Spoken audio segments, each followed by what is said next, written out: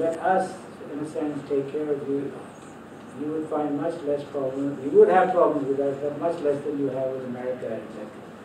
I said, this is the problem in America. It's very difficult to have a total big brother attitude. You know, you have to have some, we may be smaller, but you have to allow that we would like a point of view which is independent, not necessarily hostile to you, but like it. So that kind of mindset about Pakistan, as long as that's there, then it poses certain problems.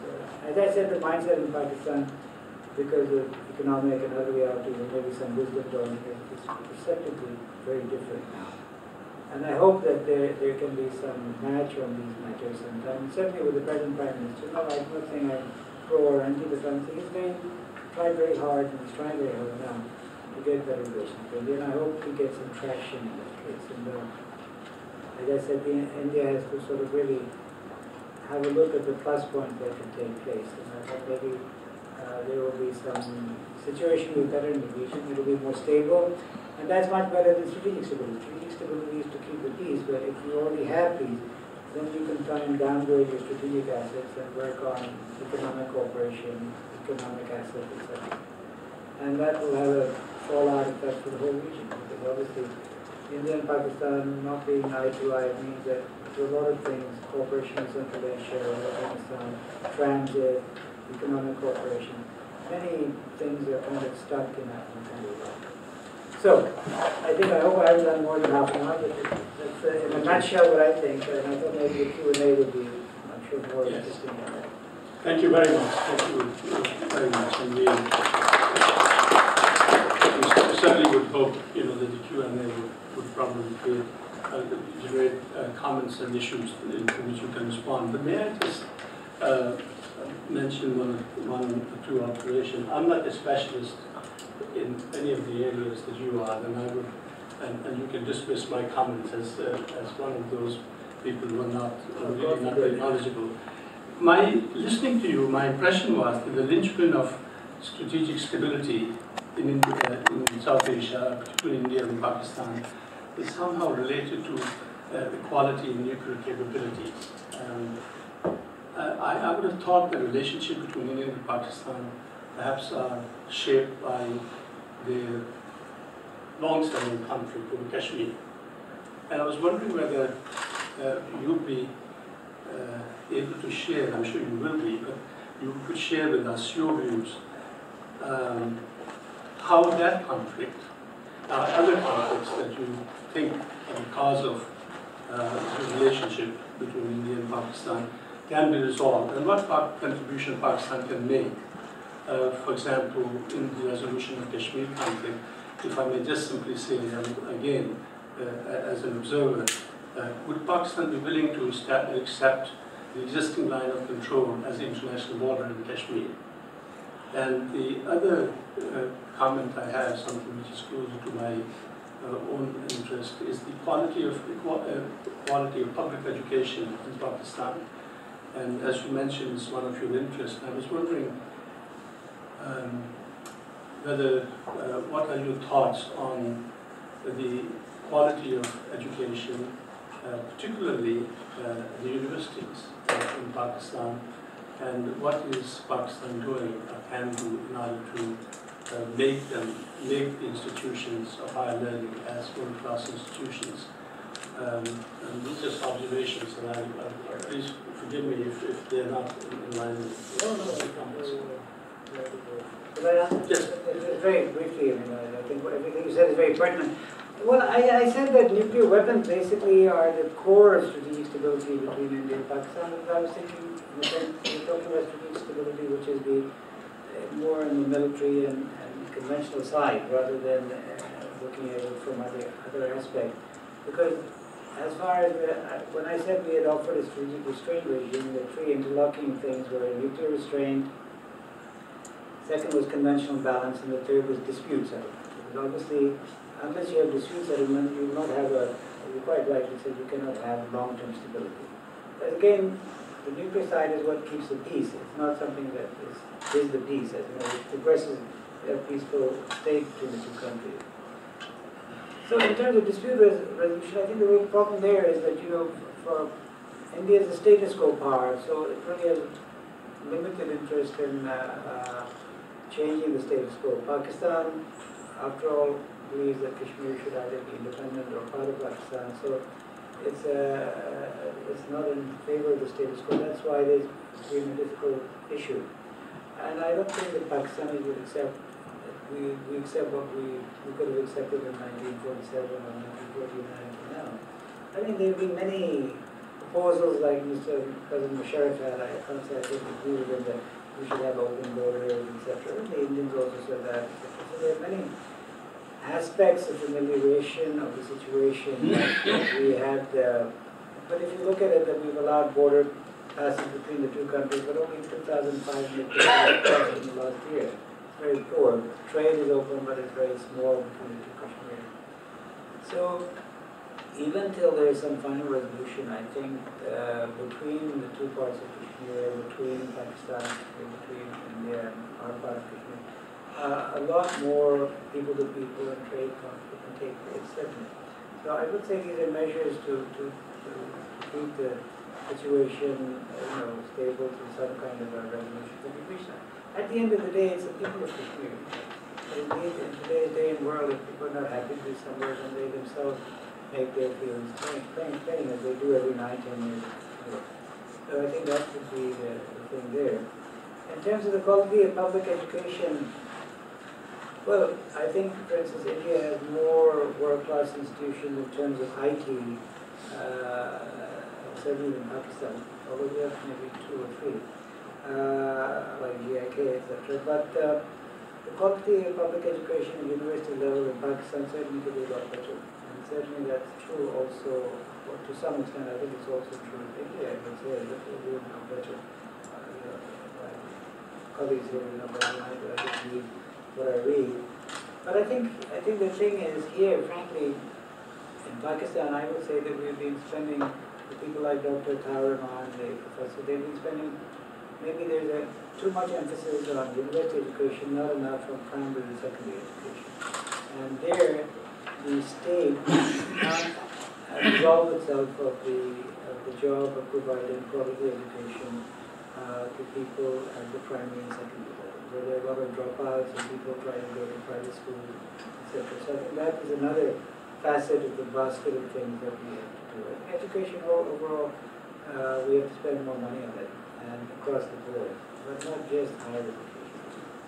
Thank you very much. Are we open for discussion? Okay, so we yourself. I think we just 1 or 2 here. So perhaps both of you can, maybe we can see how you do it. Okay, go ahead. Yes, Ambassador Hyder, my name is Robin Stienberg. I am from the press. I'm Robin Stienberg from the press. I have a question about concerning about the definition of South Asia's stability. How has stability, the word itself, has been redefined over the last 20 or 30 years between your relationship with India, and as well as another question concerning Afghanistan. How does Pakistan play a role with this present transformation of the government and the way Afghanistan view the freedom for for human rights? Will Pakistan play a role to negotiate as a intermediate relations with the United States? Yes. Well, can I answer that? Yes. Well, I think the question is strategic stability. I'm not very intellectual myself, but I look at strategic stability as people look at it, that there is no conflict or war. I think this is the basic thing. In countries where there have been a history of war and conflict, if you can have a factor, just like between America and Russia or the Soviet Union, the presence of nuclear weapons, there were many proxy wars, etc., but there was no war between the two countries. So it is nuclear weapons tend to, between two former or present adversaries, tend to introduce an element of caution, and that stability, meaning an absence of conflict and focusing one's mind on other ways of diplomatic ways of generating, what you want to do and having better relations and avoiding conflict. That's the way that I look at it. And what I meant is the break point was in 1998, both countries got nuclear weapons. And that has been the one thing which has kept the peace and security in South Asia more than anything else. This is what I would say very simply. In terms of Afghanistan, I don't think we have any role between America and Afghanistan, because after all, Americans have been occupying Afghanistan for 10, 11 years now. So they have gone about them pretty well, they know each other very well, etc. What we basically want is that we are ready to help the Afghan factions talk to each other, or if there's anything we can do in the peace process, the inter-Afghan peace process. We've released a number of people who are Taliban and other people who are in our detention for many years at their request, including the number 2 Taliban brother, Mullah brother, and the Afghans have come to meet him, and other people as well. But essentially, what we would like in Afghanistan is a neutral Afghanistan. We are ready that we will not interfere in Afghanistan as long as nobody else does. So we would like to see in Afghanistan, let's say Russia interfering in it, or India interfering in it, or somebody trying to get in funds. And we just, as long as Afghanistan is stable and peaceful in itself, and neutral in the sense it's not a nuisance for other countries, it's fine for us. Because after all, look, all our projects are coming through Afghanistan. We want a gas pipeline through Afghanistan. We want electricity through Afghanistan. Our trade routes to Central Asia are 45% less than going through Iran. And I think the economic cost of the occupation, and then the cost of terrorism and extremism in Pakistan and the incidents, all this has taken place in the American occupation has been calculated something like $65 billion in opportunity cost loss, actual losses and opportunity cost loss. So we have a great stake in a stable Afghanistan and a friendly. No, I don't mean friendly. It doesn't matter if Afghanistan is friendly to us or doesn't like it, as long as it's not hostile to us. That's, I think, good enough for us. And we have so many linkages with Afghanistan. People, they all come from medical, they come from families. We have 3 million Afghan refugees still. There's so many linkages, nobody can totally disconnect. We can't have a totally hands-off policy because the interconnection is so much. But I think in the sense that we would be quite ready not to interfere or even to be thought to interfere in the political process or have interfered with it, as long as everybody else was on board with this. And I think this we try to explain to America and other countries. That's what we do. Good. Sir. Yeah, paraphrasing what you said, you have indicated that the US is a strategic factor in the rise of India as an emerging strategic power. And there is a strong belief, as you know very well, both in the US and India, that China is some kind of a godfather for the Pakistani nuclear weapons program and a whole range of strategic strength of Pakistan. I'm using godfather in a positive sense of the term. So in that context, do you think that strategic stability in South Asia is possible only if you involve China and the US as well in the equation of dialogue? Or do you think the existing status quo, the existing order of China with Pakistan and technically US with India is okay for strategic stability over the longer term? Well, I think the thing about the India-America relationships in 2005 is that in terms, as I tried to point out, the US and the deal has given a tremendous strategic capability to India. And I think the American intentions, as American authors and analysts like Cicero and have said, that they're willing to change all the nuclear rules so that India's nuclear and missile capability can be built up. Not from the American point of view, really Pakistan, but the China. And then there's all the other countries which have come in, France, Canada, Japan, Australia. India has 70,000 tons of proven uranium reserves, or proven and probable, according to their atomic energy chief, and they couldn't have a big nuclear program, a civil program, to join that. So if you give them uranium ore for civil, they have their own ore for military. But anyhow, to get back to your main point, as far as the Chinese have for Pakistan, yes, obviously China, seeing India in that kind of position over many years, I think since 1962, it would be in their interest that South Asia is not totally dominated by India. This is a logical thing, I think, a fair inference. So therefore they have been very supportive of Pakistan. As far as the nuclear weapons program is concerned, to produce a nuclear weapon like India did as well, although they started off in the Tata research laboratories many years before us, etc. It's not that you don't really need very much, you don't need assistance with that if you have an enrichment plant. In fact, our enrichment plant was much before the Chinese for that matter. And our nuclear weapon depended on enrichment till only very recently, when we were developing plutonium capability. I don't see any Chinese help for our nuclear program, but certainly in terms of economic and military convention, yes, there have been, of course, Chinese joint projects on tanks and planes, etc. Like India has many joint projects with Russia, etc., apart from America nowadays, etc. As far as bringing America to the equation, in 1998, if you see Stoke Talbot, they were negotiating on back-to-back talks with India and Pakistan on how to manage the nuclear relationship. But they're very much into the relationship, and they had very intensive talks with us on strategic stability. They have talks with India on strategic stability.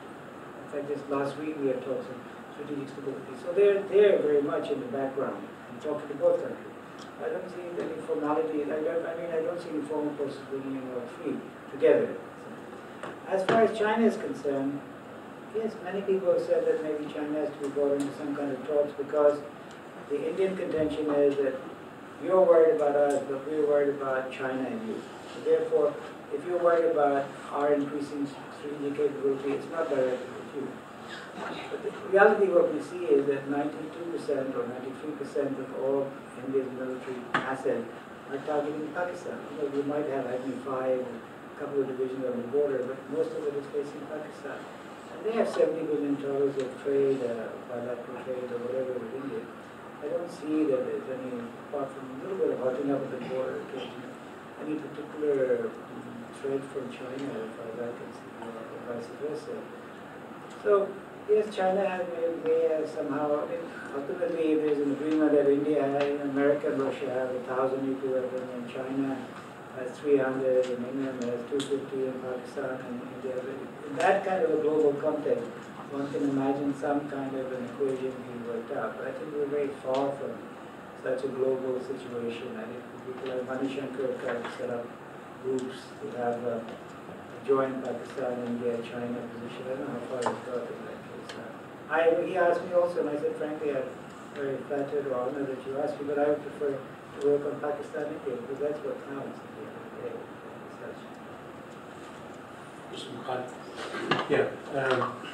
Thank you very much for the very insightful comments that you made. I was just wondering, when I look back at Pakistan the last 40 years, which is unfortunately the time that I've been away, I was very fortunate to be growing up in a country where I could actually walk on a footpath. Which is what? I could walk on a footpath. Footpath, yes. Living around Pindi, could walk on a footpath. That is pretty much unthinkable today, and the more I look at it, and the more I talk also to my younger brother who knows a lot about these things much better than I do, and the more I'm intrigued by the role of somebody like Saudi Arabia and the amount of funds which are apparently coming, and there is extreme instability in Pakistan, the funds which are coming into the Russians, into Taliban, into terrorism and everything. I was in India last week and I heard for the first time, and I had to kind of, can you please repeat what you said? The person I was having dinner with said, 30% of Indians are Pakistanis and about 50% of Pakistanis are Indian. And I said, can you repeat? And basically, in a historical context, that's true. There is so much kind of cultural interchange. But the guy also said, the one thing which we don't really understand is this homegrown terrorism and fundamentalism, which is inherently destabilizing Pakistan. And that is somehow also looked upon as a proxy. Yes, we should maintain a military, yes, we should maintain a nuclear deterrent, yes, we should have this and that. And I wonder what your views are on that. I mean, this has been going on now for many years. It started, I think, in the time of Zia-ul-Haq, or probably even before then. The amount of funding which we're getting today from a country like Saudi Arabia coming into the country. Is there, when I hear about that, is there any truth behind it? Any? Is there any truth behind the the figures that I hear are, if you just look at the starting of madrasas today in Pakistan, which were not there when I grew up. You never even heard of the term madrasa. And today, in very posh neighborhoods, in Lahore, in Pindi, in Karachi, you see madrasas. And I think that is something I personally think that is really a strong source of inherent and inbuilt instability, and I'd like to have your views on that. Yes, I think one would have to come and have a whole discussion on the separate topic at some stage over here. But anyhow, I think in a very brief way, I don't think the situation is so bad that you can't walk around Pindi or Lahore, thousands of people walk around. But they do, but they get blown up. No, they do because I think of exaggeration when we were outside. We have 185 million people, life goes on, there's one bomb blast every 5 days. It's fairly localized. I don't think there's any insecurity people walking around. Yes, if you go to some very public place or a mosque at a time of religious tension, it's a possibility as such. But it's striking and somewhat, it's just like people say, plane crash. There's less chances of a plane crash than in a car accident. So yes, it is unfortunate. We get a very bad image outside because that's what comes out in the newspapers. Whenever something bad happens, it's always things out there. So I don't think people are personally that insecure that they can't walk around. At least I walk around and many people do as well. But anyhow, the thing about the madrasas, yes, for many years there's been a kind of feeling there was a kind of a proxy war between Saudi funding for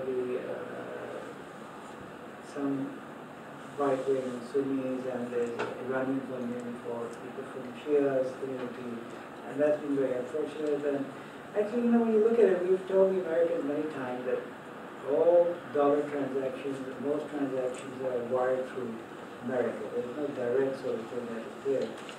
And you keep on talking about money laundering and counterterrorism and anti-terrorism. Why don't you crack down on this a little bit?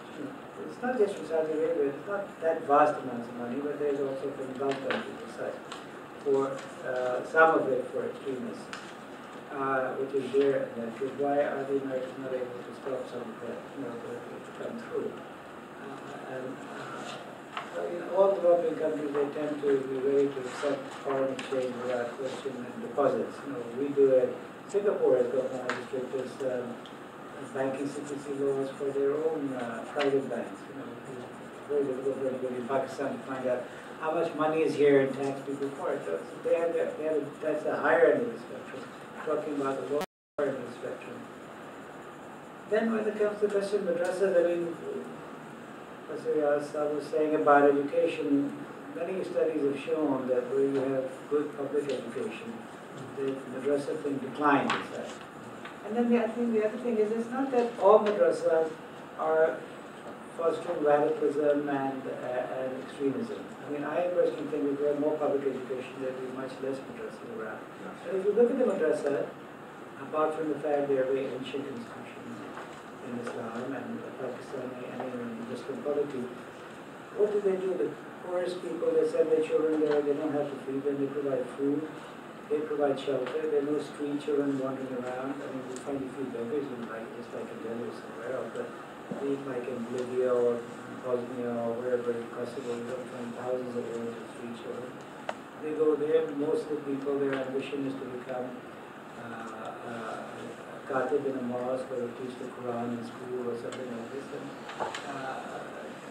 many of them are studying law degrees and other things out there. They try to have a job, some of them go into call centers and things. So I don't think that the madrasa as such, I would think maybe a few small percentage of them have been, some have been closed down and some have been discouraged a lot, have tendencies which are extremist, etc. You might talk about the mindset as such and say that they're very conservative. But today's fundamentalists, Muslims are always somehow pilloried for being fundamentalist. In America, the term fundamentalist was for the evangelical Christians at the 1920s. And even now, if you look at the right-wing movements in America who are Christian, I remember they lost Ashton, their Attorney General said there is only one king in America and that is Jesus Christ. They are extremely strong Christian movements out there. They look at the Jewish community, you go to Tel Aviv or parts of New York, you find people, Hasidic people wearing their long hair, etc., and being very observant Jews, etc. They're not regarded as sort of some sort of social threat or extremist threat. So there are people who go to madrasas, who become religious. I think being religious or conservative by itself is not a crime or something which is inherently destabilizing, but yes, it can give rise to something like that. But I think many terrorists that we found and they found in the Muslim world were all middle class people. If you look at the 9/11 people, none of them are madrasa type people from Egypt. They all came from Saudi Arabia. 17 out of 21 came from Saudi Arabia. Well, yes, and the rest were Egyptian. But I mean, none of them were madrasa people. Most of them were middle class people, etc.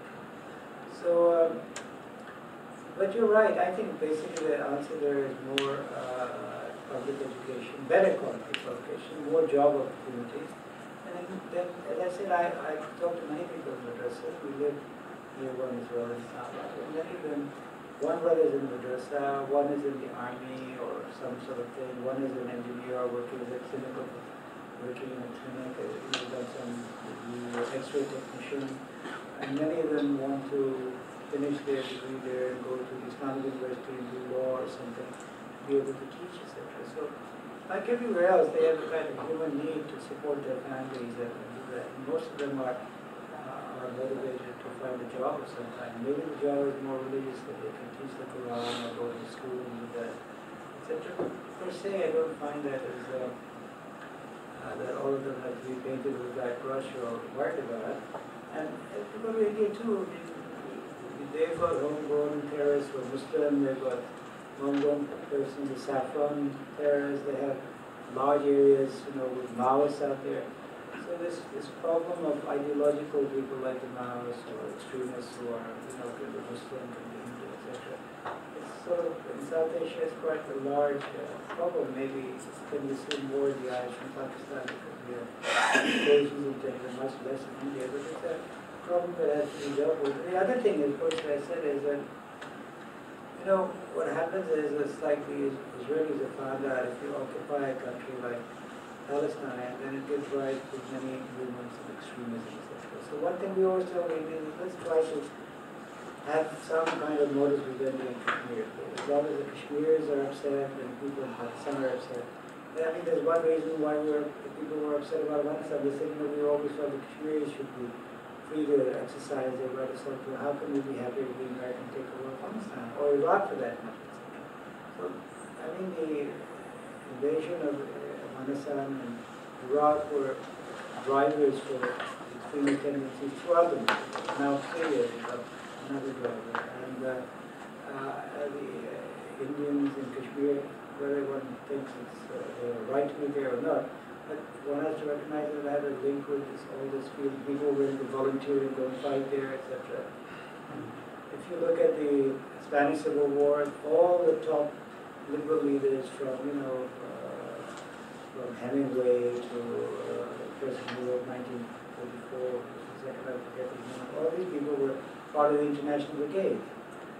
But obviously, after 9/11, it was a kind of sea change. People want to go and volunteer and fight in Muslim countries like Syria or whatever they're, Afghanistan, now they're all regarded as terrorists and such. But it's a question of how people look at it from what is a dominating worldview perspective. At times, yes, it's out of style now, but it wasn't at the time. I can certainly make some comments on the fact that the last 5-6 years I've been studying suicide terrorism globally, and I think the unbalance of probability in almost all high value terrorists in Pakistan actually come from public schools, not from madrasas.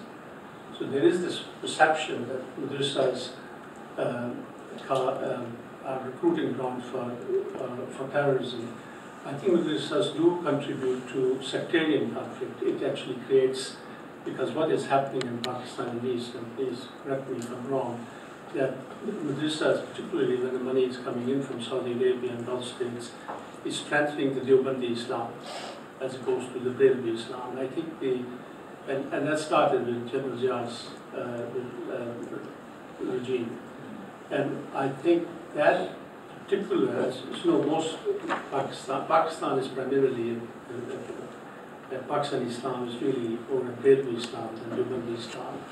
And the privileging by the state of Deobandi Islam actually had created a kind of situation in which, of course, which has given rise to sectarianism, sectarian hostilities, etc. But interestingly, contrary to what I expected, the more violent extremists in Pakistan actually were a product, not all of them, but the large majority of them, a product of public schools. You also include politicians among them too.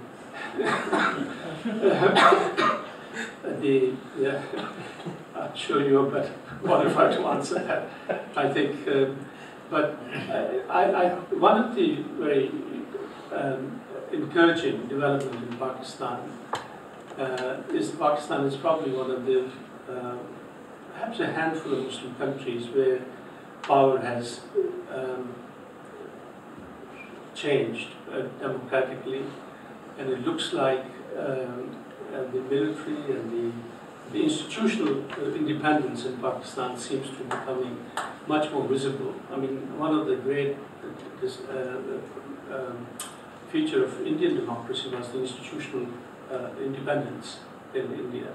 And I think the same kind of development seems to be taking place with the assertion of Pakistan's Supreme Court, and I think now with the role of the military, and also I think general development of if the public education is maybe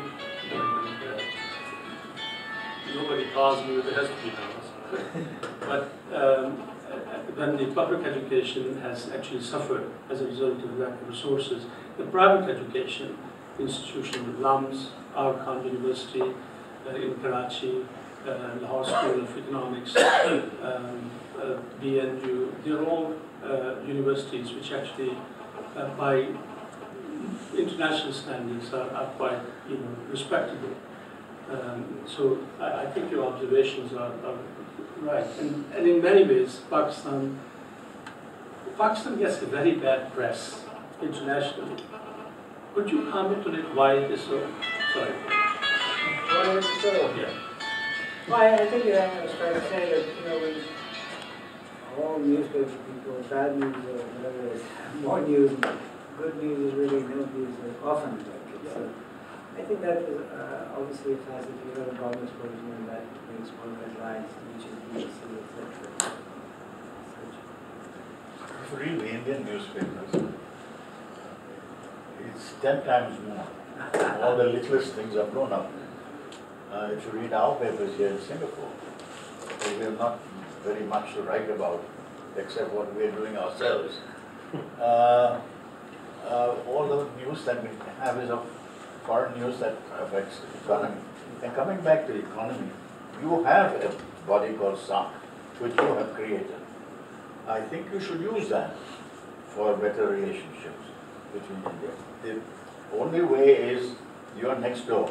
You cannot disappear. India is next door. It cannot disappear. And the people, when they meet each other, you cannot even recognize that he's a Pakistani or he's an Indian or whatever it is. You go to Pakistan and say, I'm from India. Arey, mashallah. And then, are you Muslim? I said, just by chance, I happen to be one like your founder was. That sort of Muslim. So, the founder was from our community, so I'm just joking. This Islamization, as you very rightly pointed out, from Zia's time, this has created untold. I suppose it was to give a philosophy. If it had been a democratic thing, which the army, of course, would never allow, because the army is in power most of the time. And secondly, now you have a really elected government. And I think this would be a very, very good time. We've just finished a diaspora conference in Singapore. Yes. And the amount of goodwill that that conference has generated between Pakistan and India was quite something. I happen to be involved in a couple of associations that are India and Pakistan. It's the People's Friendship Association of headquartered in Lahore and in Delhi. And when that terrorist thing occurred, there was going to be a huge meeting in Delhi. And then this thing blew up, so the whole thing was cancelled. But generally people are getting fed up of this nonsense. And people want salary, a good salary, they want jobs, they want their children to learn, and all that. The same thing is in India. For the reason they are different. But it is happening. And I think if this is solved and you strengthen some, you don't need anybody else. You're rich enough. You're wealthy enough as a country. Pakistan even by itself is wealthy enough as a country. You're not exploiting that wealth for the good of the people. So it's the same thing's happening in India to a lesser extent, but a larger extent it's a huge country. So these things can be ironed out if the basics are understood. Yes, very good. There is no you without me, there is no me without you. Thank you very much. Now we can take another question before we break for tea. Any other comments? I'll ask a question. Ambassador, you spoke a lot about regional stability, but I just want to come to a very, very small issue, which is issues of visa regimes. And even till today, regardless of our relationship, visa regime is one based on mistrust. So, as an Indian, if you apply for visa to Pakistan, the intelligence agencies still go and find out where you are going to visit and who you're going to visit. Isn't there a case to be made that at least on a very micro level that should be eased out and then the bigger issue should be tackled? So, by the way, just to clarify, it works on both sides? I know. Yeah, I'm Pakistani anyway, so. It was raw and ISI, they both checked, and I've had both.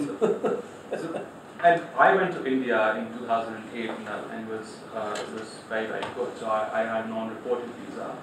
I had a friend recently who applied for a visa and the ISI went and checked. All the intelligence agencies went and checked, which sort of gives the impression that you're not welcome.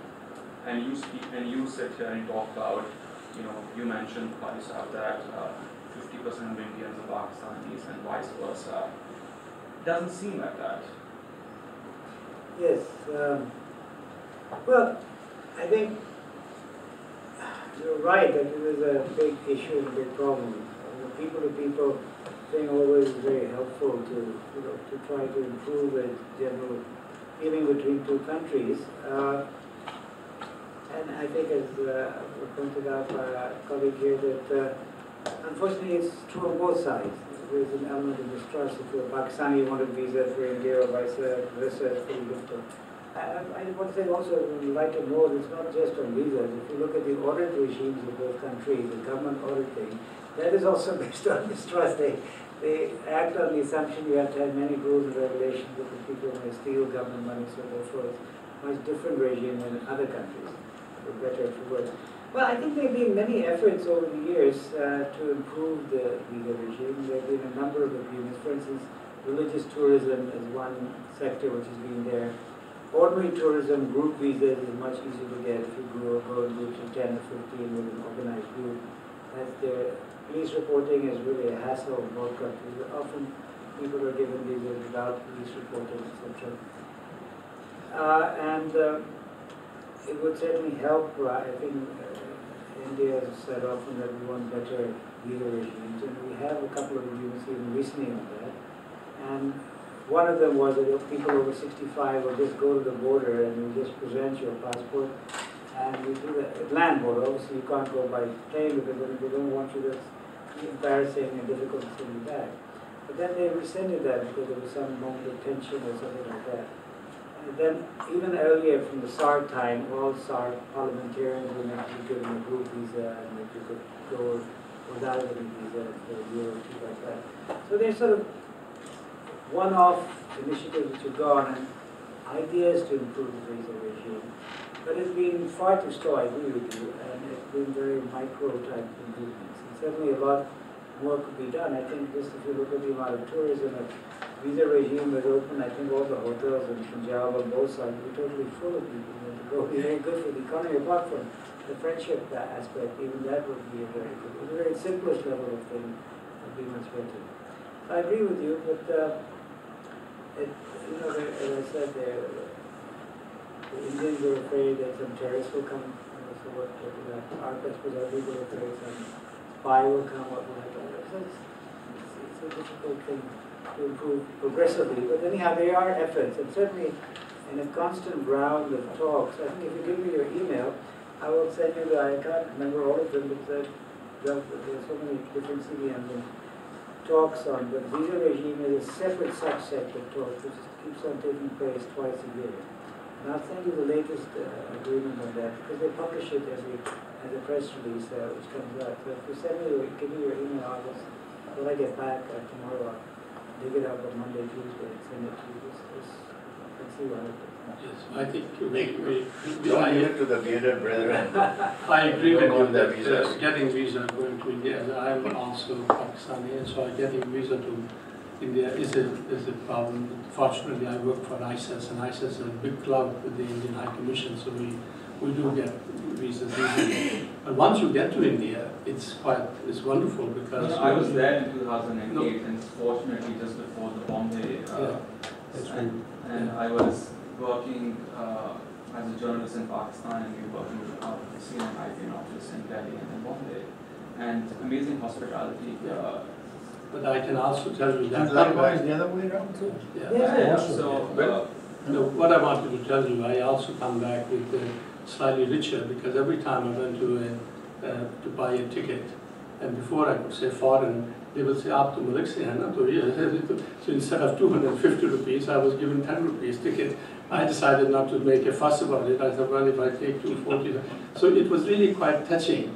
And my wife, who doesn't look like a typical Pakistani, they always made an issue that she was foreigner and I was local. And so it was quite interesting that I have come back with Indian archaeological sites a bit poorer because I could not pay, even when I wanted to pay. Before I could say, they would say, give me up to low, and you have to give 250 rupees. Anyway, you wanted to ask? Just I want to come up on visa thing.